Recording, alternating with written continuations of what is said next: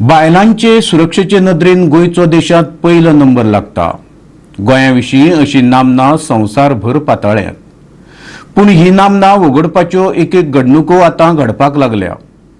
साळगांवां एके बायलेचेर जाल्ल्या हल्ल्या उपरांत आतां कुडतरेचे एके चलयेचो खून जाला। ताची कूड रिवोणा वाठारांत सापडली। बेरेस्तारा कामावेल्यान सुटिल्ली आपली भयण सांजे घरा येवंक ना अशें खून जाल्ले चलयेच्या भावान सांगले। घरच्या लोकांनी तिच्या फोनार फोन केले पूण तिचो फोन बंद आशिल्लो। उपरांत तांणी केपे पुलिशेंत कागाळी नोंदयल्ली।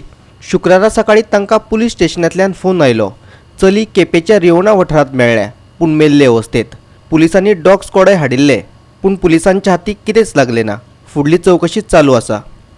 काल ते कामासान घराक येवंक ना आमी तेका सोदपाक लागले आनी तेन्ना आमी सकाळी पासून माडगांव सोदून येयले। मागीर आमकां तेगे मोबायल स्विच ऑफ मेळपाक लागलो। मागीर तेगे भयणीन फोन केलो मागीर पुलिशान येवपाक लागले।